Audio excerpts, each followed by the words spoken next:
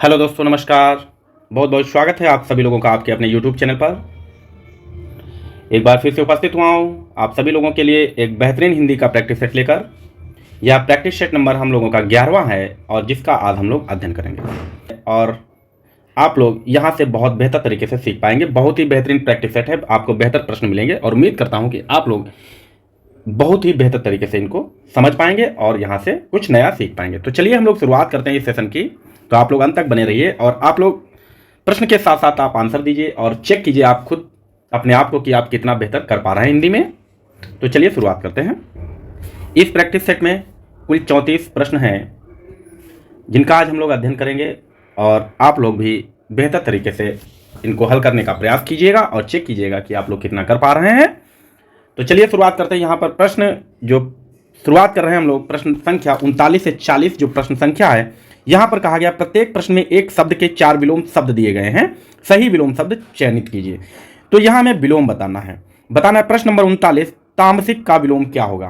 क्या सात्विक होगा, क्या पवित्र होगा, शाकाहारी होगा या फिर स्वच्छ होगा? तो यहाँ पर कौन सा विकल्प हो जाएगा? विकल्प ए, बी या सी या डी, कौन सा विकल्प हो जाएगा? आप लोग इसका आंसर कीजिए। उम्मीद करता हूं आप लोगों ने इसका आंसर दे दिया होगा। तो यहां पर जो विलोम होगा, तामसिक का विलोम क्या होगा? तो आप कहेंगे सात्विक हो जाएगा। क्या होगा? सात्विक हो जाएगा। ठीक है। पवित्र का क्या होगा? तो आप कहेंगे अपवित्र होगा। क्या हो जाएगा? पवित्र का अपवित्र होगा। शाकाहारी का क्या होगा? तो आप कहेंगे मांसाहारी होगा। क्या होगा? मांसाहारी होगा। और स्वच्छ का क्या होगा? तो आप कहेंगे स्वच्छ का गंदा होगा। ठीक है।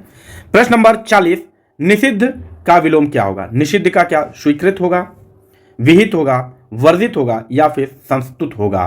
तो निषिद्ध का विलोम कौन सा हो जाएगा? तो आप बताएंगे। यहां पर आप लोगों ने आंसर दे दिया होगा। तो देखते हैं हम लोग, इसका जो आंसर होगा विकल्प बी बिल्कुल सही हो जाएगा, विहित हो जाएगा। क्लियर है। अगला प्रश्न देखते हैं हम लोग। प्रश्न संख्या 41 से 42 यानी कि 2 प्रश्न यहां पर है और क्या है? निम्नांकित प्रश्नों में अशुद्ध वर्तनी का विकल्प कौन सा है? हमें यहां चयनित करना है कि किस में अशुद्ध लिखा है। 41 में क्या पूज्य अशुद्ध है, क्या उंगली, वरवधु या फिर मालूम? कौन सा विकल्प अशुद्ध वर्तनी का है, यानी कि किस विकल्प में गलत लिखा है? तो यहां जो विकल्प होगा विकल्प ए हो जाएगा। क्या हो जाएगा? विकल्प ए पूज्य नहीं होता है। क्या होता है? तो पूज्य होता है। क्या होता है? पूज्य होता है। प्रश्न नंबर 42, यहां पर हमें बताना है किस विकल्प में गलत लिखा है। क्या पैतृक गलत लिखा है, सृष्टा गलत लिखा है, दृश्य गलत लिखा है या फिर प्रकृति गलत लिखा है? कौन सा यहां पर विकल्प है जहां पर वर्तनी गलत लिखी है? तो इसका जो आंसर हो जाएगा विकल्प बी बिल्कुल सही हो जाएगा। सृष्टा गलत लिखा हुआ है, इसका क्या होता है? तो आप कहेंगे सृष्टा होता है। क्या होता है? श्री नहीं होता है, सृष्टा होता है। ओके। अगला प्रश्न देखते हैं हम लोग। प्रश्न 43 से 45, निम्नलिखित वाक्यांशों के लिए सही शब्द का चयन कीजिए। यहां पर हमें बताना है वाक्यांश के लिए एक शब्द। प्रश्न 43, हास्य रस से परिपूर्ण नाटक को क्या कहा जाता है? हास्य रस से जो परिपूर्ण नाटक होता है उसे क्या कहा जाता है? क्या नौटंकी कहा जाता है, क्या नवटंकी कहा जाता है, हास्य मंच कहा जाता है या फिर प्रहसन कहा जाता है? तो हास्य रस से परिपूर्ण नाटक को क्या कहा जाता है? तो आप आंसर कीजिए। और जो इसका विकल्प होगा तो क्या हो जाएगा? तो विकल्प यहाँ पर डी हो जाएगा। इसे प्रहसन कहा जाता है। क्या कहा जाता है? प्रहसन कहा जाता है। प्रश्न 44, बुरे भाव से की गई संधि के लिए एक शब्द क्या होगा? क्या दुर्भिसंधि कहलाएगी, क्या कूटनीति कहलाएगी, क्या दुस्संधि कहलाएगी या दुर्नीति कहलाएगी? तो यहाँ पर कौन सा विकल्प सही हो जाएगा? ए, बी, सी या डी, कौन सा विकल्प सही होगा? तो बुरे भाव से की गई संधि को क्या कहलाता है? दुर्भिसंधि कहलाता है। विकल्प ए बिल्कुल सही हो जाएगा। क्लियर है। अगला प्रश्न देखते हैं हम लोग। प्रश्न नंबर 45, जहां धरती आकाश मिलते हुए प्रतीत हो उसे क्या कहते हैं? कि जहां पर धरती और आकाश मिलते हुए प्रतीत होते हैं उसे क्या कहते हैं? क्या ईशान कहते हैं, क्या क्षितिज कहते हैं, क्या सम्मिलन कहते हैं या फिर मिलन स्थल कहते हैं? तो कौन सा यहां पर विकल्प सही होगा? तो 45 प्रश्न के लिए विकल्प जो हमारा बी बिल्कुल सही हो जाएगा, उसे कहते हैं क्षितिज। क्लियर है। उम्मीद करते हैं आप लोग बेहतर तरीके से समझ पा रहे होंगे चीजों को। प्रश्न संख्या 46 47 को हम लोग देखेंगे। निम्नलिखित प्रश्नों में 4 विकल्प दिए गए हैं, इनमें एक तत्सम शब्द है। आपको तत्सम शब्द बताना है कि हमें यहां पर तत्सम बताना है, बाकी सभी तद्भव दिए होंगे। प्रश्न 46 में कौन सा तत्सम होगा? क्या दूना तत्सम है, क्या दुगना तत्सम है, क्या द्विगुना तत्सम है या फिर द्विगुण तत्सम है? कौन सा विकल्प यहां पर सही होगा? तो इस प्रश्न के लिए जो आंसर होगा हमारा विकल्प डी हो जाएगा, द्विगुण हमारा तत्सम है, बाकी सभी तद्भव दिए हुए हैं। प्रश्न संख्या 47, यहां पर भी हमें तत्सम ही बताना है और बताना है कि कौन सा तत्सम होगा। क्या धूम्र तत्सम है, क्या धुआं तत्सम है, धूम है या फिर धूमिल है? कौन सा विकल्प है जिसमें तत्सम शब्द दिया है? तो यहां पर जो आंसर हो जाएगा विकल्प ए हमारा बिल्कुल सही हो जाएगा, धूम्र हमारा तत्सम शब्द है। क्लियर है? अगला देखते हैं प्रश्न संख्या 48 और 49। निम्न प्रश्न में 4 विकल्प दिए गए, इनमें से एक तद्भव शब्द है, आपको तद्भव शब्द बताना है। हमें यहां पर तद्भव बताना है 48 और 49 में। क्या अपाहिज तद्भव है, अपादहस्त तद्भव है, आम्रचूर्ण तद्भव है या फिर अमृत तद्भव है? तो यहां पर कौन सा विकल्प होगा जिसमें तद्भव शब्द दिया हुआ है? तो इसके लिए जो विकल्प हो जाएगा विकल्प ए बिल्कुल सही हो जाएगा, अपाहिज तद्भव शब्द है। प्रश्न संख्या 49, यहां पर भी हमें तद्भव शब्द बताना है। क्या उज्ज्वल तद्भव है, उत्तिष्ठ तद्भव है, उच्च तद्भव है या फिर ऊंचा तद्भव है? यहां पर कौन सा तद्भव होगा? तो आप सभी जानते हैं कि यहां पर जो विकल्प दिया है डी है, यहां पर तद्भव शब्द हो जाएगा ऊंचा। क्लियर है? प्रश्न संख्या 50, प्रश्न संख्या 50, निम्नलिखित प्रश्न में कौन सा विशेषण की दृष्टि से अशुद्ध है? यहां हमें बताना है कि विशेषण किस वाक्य में गलत दिया है। विकल्प ए, तुम्हारे पास कितना चांदी है। विकल्प बी, ये रसगुल्ले मीठे हैं। विकल्प सी, कक्षा में वहां कितने लड़के हैं। या फिर विकल्प डी, उसकी किताब अच्छी है। तो किस विकल्प में विशेषण की अशुद्धि है, या विशेषण संबंधी अशुद्धि है, या विशेषण गलत दिया है? तो यहां जो विकल्प होगा वो विकल्प ए हो जाएगा, तुम्हारे पास कितना नहीं होगा, ये गलत है। क्या हो जाएगा? कितनी चांदी है। ठीक है, ओके। अगला प्रश्न हम लोग देखेंगे। प्रश्न संख्या 51 से 52 के लिए निर्देश दिए गए हैं। नीचे दिए गए विकल्पों में से कौन सा शब्द पर्यायवाची नहीं है? हमें बताना है पर्यायवाची शब्द दिए हैं। क्या ऊंट का पर्यायवाची कौन सा नहीं है? क्या उष्ट नहीं होगा, क्या घोटक नहीं होगा, क्रमलेख नहीं होगा या फिर महाग्रीव नहीं होगा? तो यहां पर कौन सा विकल्प होगा जो ऊंट का पर्यायवाची नहीं है? तो कौन सा विकल्प हो जाएगा? तो विकल्प यहां पर जो है बी हो जाएगा। घोटक जो है ये ऊंट का पर्यायवाची नहीं है, तो किसका है? तो आप बताएंगे कि ये घोड़ा का पर्यायवाची है। घोड़े के अन्य पर्यायवाची की बात करें तो इसे कहा जाता है बाज, तुरंग। ठीक है, ये सभी घोड़े के पर्यायवाची हैं। प्रश्न संख्या 52, गंगा, यहां हमें बताना है कि गंगा का पर्यायवाची कौन सा नहीं होगा।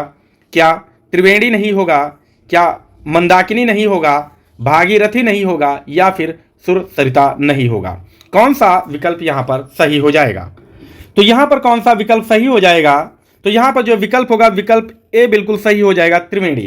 त्रिवेणी जो है ये 3 नदियों के समूह को कहा जाता है, यानी कि जहां पर नदियों का संगम होता है, मिलन होता है, उसे त्रिवेणी कहा जाता है। ठीक है। प्रश्न संख्या 53, चालाक का प्रत्यय है, यानी हमें बताना है कि चालाक में कौन सा प्रत्यय लगा हुआ है। क्या अ प्रत्यय लगा है, अक प्रत्यय लगा है, क प्रत्यय लगा है या फिर चाल प्रत्यय लगा हुआ है? तो यहां पर कौन सा विकल्प हो जाएगा?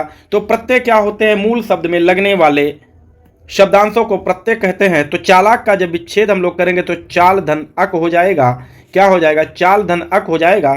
तो प्रत्यय क्या हुआ? अक हो गया, अर्थात विकल्प हमारा बी बिल्कुल सही हो जाएगा। क्लियर है?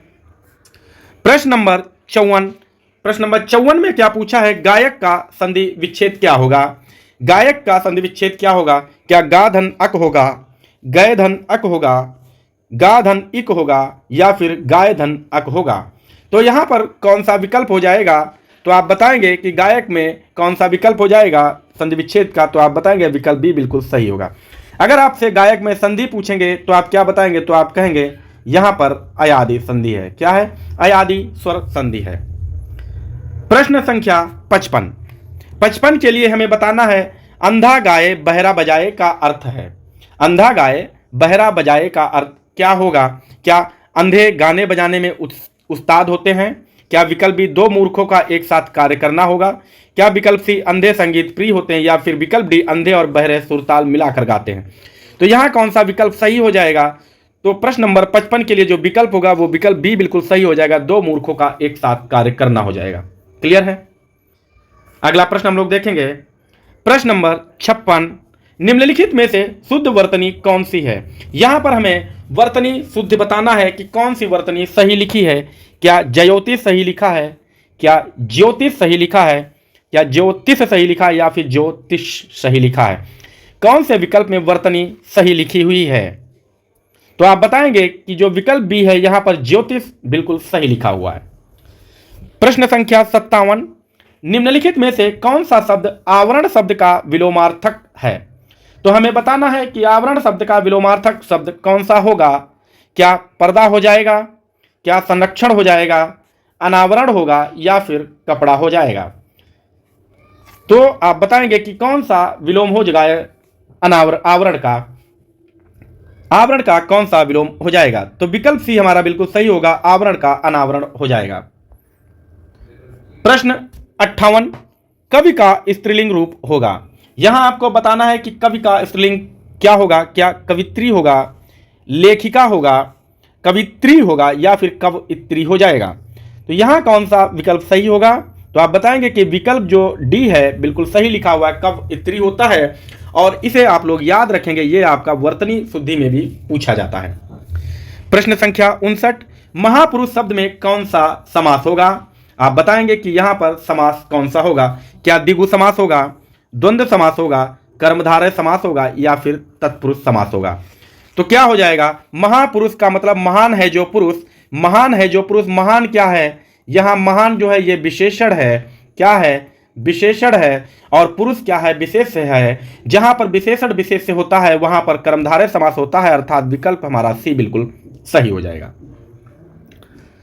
प्रश्न संख्या 60, संज्ञा के स्थान पर प्रयुक्त होने वाले शब्दों को क्या कहा जाता है। क्या विशेषण कहते हैं, क्या सर्वनाम कहते हैं, क्रिया कहते हैं, या फिर कारक कहते हैं। तो संज्ञा के स्थान पर प्रयुक्त होने वाले शब्दों को क्या कहेंगे। तो आप बताएंगे इन्हें हम सर्वनाम कहते हैं। विकल्प भी बिल्कुल सही हो जाएगा। प्रश्न संख्या 61, निम्नलिखित में से कौन सा शब्द स्त्रीलिंग है। यहां आपको बताना है कि स्त्रीलिंग शब्द कौन सा है। क्या केश स्त्रीलिंग होगा, क्या कोयल स्त्रीलिंग होगा, कोकिल स्त्रीलिंग है, या फिर कान स्त्रीलिंग हो जाएगा। कौन सा शब्द स्त्रीलिंग है। तो यहां पर जो स्त्रीलिंग शब्द होगा वो आपका कोयल हो जाएगा। क्लियर है। प्रश्न संख्या 62, निम्नलिखित अनेक शब्दों के बदले एक शब्द लिखें। वाक्यांश के लिए एक शब्द लिखना है जो मृत्यु के समीप हो, उसे क्या कहेंगे।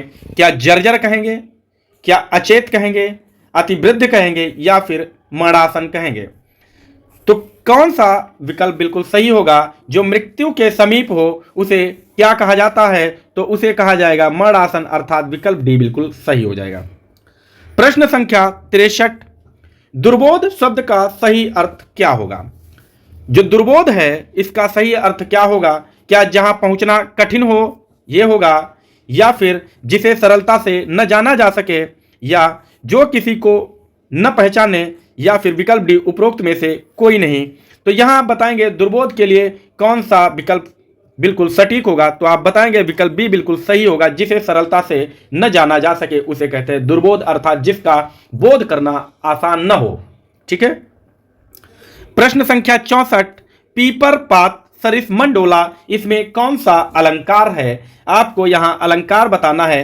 क्या रूपक अलंकार होगा, क्या उपमा अलंकार होगा, यमक अलंकार होगा, या फिर आपका श्लेष अलंकार हो जाएगा। तो यहां कौन सा विकल्प सही होगा।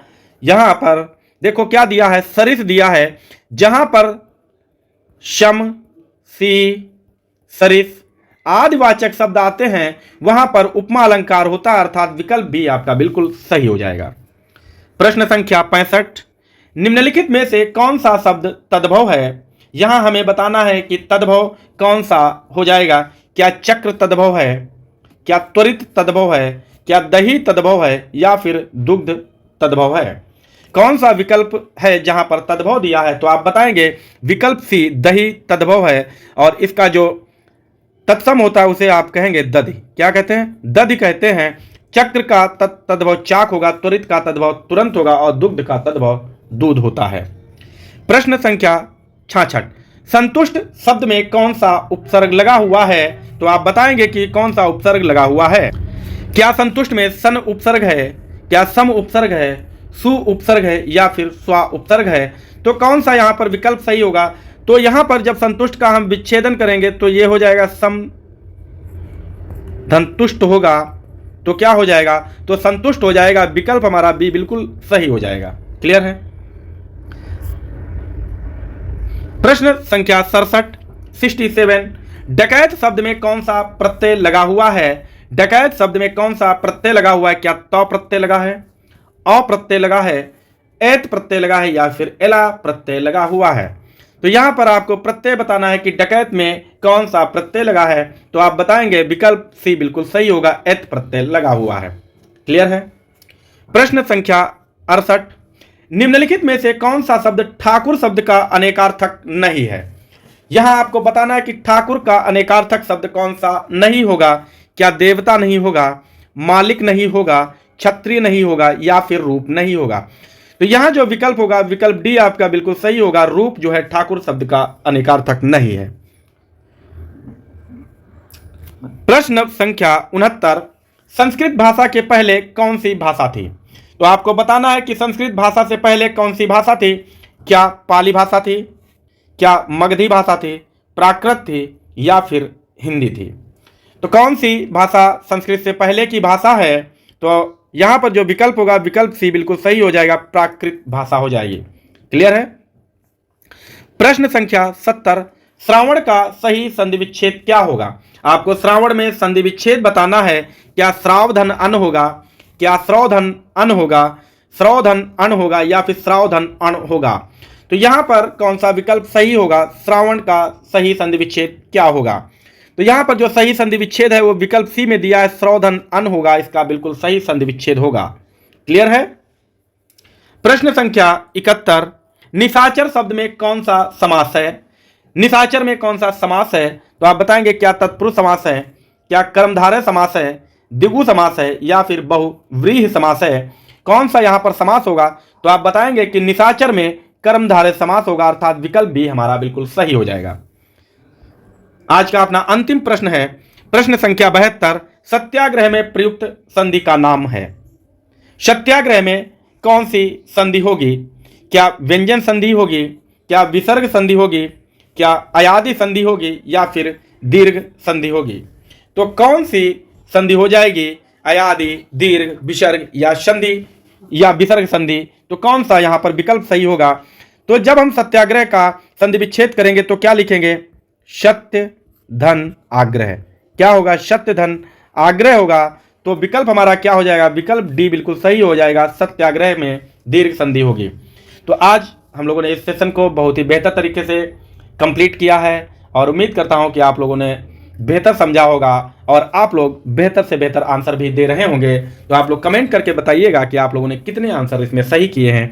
लगातार आप लोग तैयारी करते रहिए और हिंदी और गणित की तैयारी करने के लिए आप हमारे चैनल को सब्सक्राइब कर लीजिए ताकि आने वाली हर एक वीडियो की नोटिफिकेशन आप लोगों को मिलती रहे। Thanks for watching video. Take care, bye bye.